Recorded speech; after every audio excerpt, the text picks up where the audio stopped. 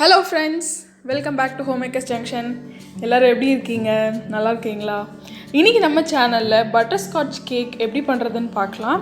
அது கூடவே butterscotch sauce and ப்ரனைல் ரெண்டையுமே நான் இந்த வீடியோவில் சொல்லி காமிக்க போகிறேன். சரி வாங்க நம்ம வீடியோக்குள்ளே போகலாம். இந்த கேக்குக்கு நான் பேஸ் கேக்காக வெனிலா ஸ்பாஞ்ச் கேக் தான் யூஸ் பண்ணியிருக்கேன். நீங்கள் எக்லெஸ் வேணும் அப்படின்னா கீழே டிஸ்கிரிப்ஷன் பாக்ஸில் கொடுக்குறேன், அந்த வீடியோவை ரெஃபர் பண்ணிக்கோங்க. இல்லை நார்மல் வெனிலா ஸ்பாஞ்ச் வேணும்னாலும் நம்ம சேனலில் இருக்குது, ரெஃபர் பண்ணிக்கோங்க. ஸோ ஃபஸ்ட்டு நம்ம ப்ரலைனை போய் பண்ணிவிட்டு வந்துடலாம். அதுக்கு நான் இன்றைக்கி 1/2 கப் சுகர், 1/2 கப் நட்ஸு, அதுக்கப்புறம் 2 டேபிள் ஸ்பூன் பட்டர் எடுத்திருக்கேன். நட்ஸ் உங்களோட ஆப்ஷனல் தான். நான் இன்றைக்கி கேஷ்யூ அண்ட் ஆல்மண்ட் ரெண்டும் எடுத்திருக்கேன். கேஸ் ஸ்டவ்வில் ஒரு பேன் வச்சுக்கோங்க. பேன் வச்சுட்டு அதில் சுகர் போட்டுட்டு சுகரை மெல்ட் பண்ணணும். பட்டர்ஸ்காட்ச் சாஸ் அண்ட் ப்ரனைல் ரெண்டுலேயுமே ரொம்ப முக்கியமான ஸ்டெப் என்னென்னா, நம்ம சுகரை கேரமலைஸ் பண்ணும்போது கருக்கிடக்கூடாது. ஏன்னா கருக்கிட்டால் அப்படியே கசப்பு ஏறிடும். அதனால் ரொம்ப கேர்ஃபுல்லாக தான் நீங்கள் சுகரை மெல்ட் பண்ணணும். ஸோ சுகர் மெல்ட் இந்த மாதிரி ஆகும். இந்த மாதிரி ஆனதுக்கு அப்புறமா பட்டர் ஆட் பண்ணிக்கோங்க. பட்டர் ஆட் பண்ணிவிட்டு அதை நல்லா மிக்ஸ் பண்ணிவிடுங்க. மிக்ஸ் பண்ணதுக்கப்புறமா நம்மளோட நட்ஸை ஆட் பண்ணிக்கலாம்.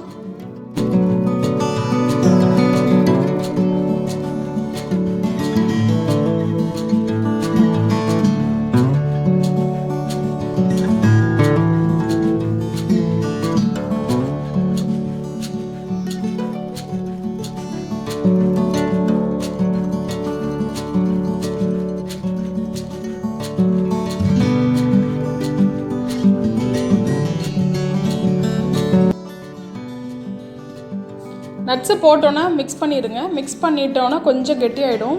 அதுக்கப்புறம் அதை சுவிட்ச் ஆஃப் பண்ணிவிட்டு ஒரு பார்ச்மெண்ட் பேப்பரில் போட்டு அப்ளை பண்ணிவிடுங்க. இப்போது ஒருவேளை உங்கள்கிட்ட பார்ச்மெண்ட் பேப்பர் இல்லைன்னா நீங்கள் பிளேட்டில் பண்ணிக்கலாம். பண்ணிவிட்டு இதை ஓரமாக வச்சுருங்க. இது நல்லா காஞ்சி செட் ஆகணும். நல்லா டாஃபி மாதிரி வரும். இப்போ நாம் கேரமல் சாஸ் எப்படி பண்ணுறதுன்னு பார்க்கலாம். இதுக்கு நான் sugar 1/3 cup, butter 2 table spoon எடுத்திருக்கேன். அதுக்கப்புறம் ஹெவி க்ரீம் இல்லை அமுல் க்ரீம் உங்களுக்கு எது கிடைக்குதோ அது 1/3 கப் எடுத்துக்கோங்க. இதுக்கு ஃபஸ்ட்டு நம்ம கேஸ் ஸ்டவ்வில் பேன் வச்சுட்டு சுகரை ஃபஸ்ட்டு மெல்ட் பண்ணணும்.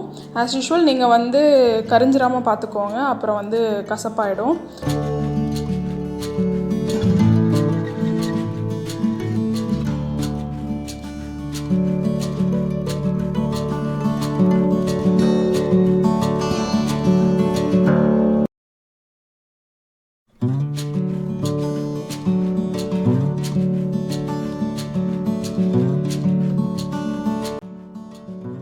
பட்டர் ஆட் பண்ணதுக்கப்புறமா நீங்கள் ஃப்ளேமை ஆஃப் பண்ணிவிடுங்க. ஆஃப் பண்ணிட்டு தான் நம்ம க்ரீம் ஆட் பண்ணணும். ரொம்ப சூடாக இருந்தால் க்ரீம் திரிஞ்சு வந்துடும். அதனால் ஆஃப் பண்ணிவிட்டு கொஞ்சம் கொஞ்சமாக ஆட் பண்ணி மிக்ஸ் பண்ணிக்கோங்க.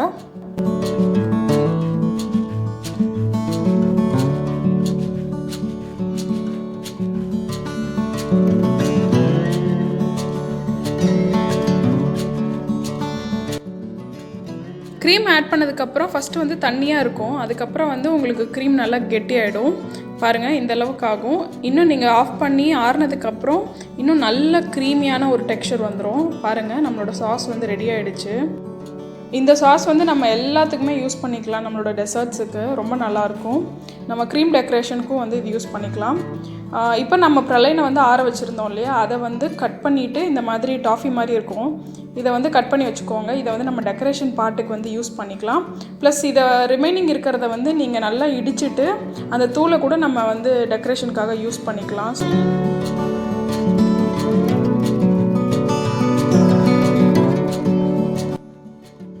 நம்மளோட ப்ரலைன் அண்ட் பட்டர்ஸ்காட்ச் சாஸ் ரெண்டுமே இப்போ ரெடி ஆயிடுச்சு. இப்போ நம்ம கேக்குக்கு போயிடலாம். நான் இன்றைக்கி விப்டு க்ரீம் 1 கப் எடுத்திருக்கேன். அதை நல்லா விப் பண்ணி வச்சுருக்கேன். பாருங்கள், இந்த அளவுக்கு கன்சிஸ்டன்சி இருக்கணும். உங்களுக்கு என்ன க்ரீம் கிடைக்குதோ அதை நீங்கள் யூஸ் பண்ணிக்கோங்க. அதுக்கப்புறம் சுகர் சிரப் 4 டேபிள் ஸ்பூன் எடுத்திருக்கேன்.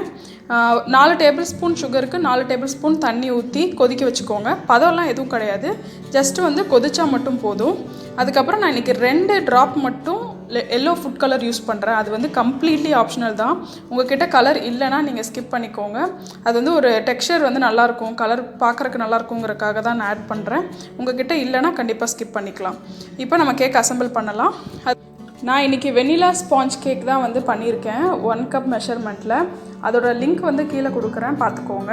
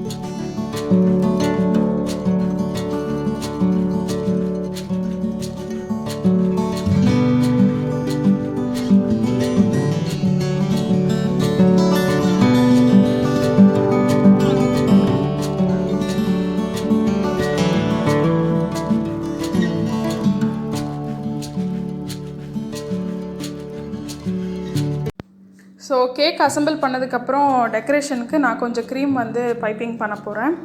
ஸோ உங்களோட க்ரியேட்டிவிட்டிக்கு ஏற்ற மாதிரி நீங்கள் எப்படி வேணால் டெக்கரேட் பண்ணிக்கலாம். நான் கொஞ்சமாக வந்து சாஸ் வந்து ட்ரிப்பிங் மாதிரி வச்சுட்டு மேலே வந்து கொஞ்சமாக ஒரு ரோசட் ஷேப்க்கு வந்து பைப்பிங் பண்ணுறேன். உங்களுக்கு எது பிடிக்குமோ நீங்கள் அந்த மாதிரி பண்ணிக்கோங்க.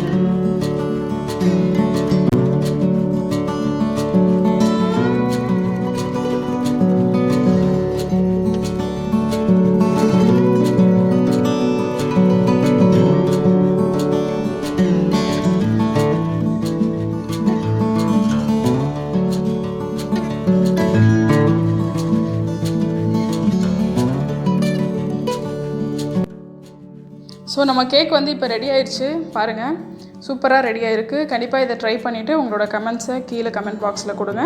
தேங்க்யூ ஃபார் வாட்சிங் friends. Please like, comment, share and subscribe. Thank you. Bye.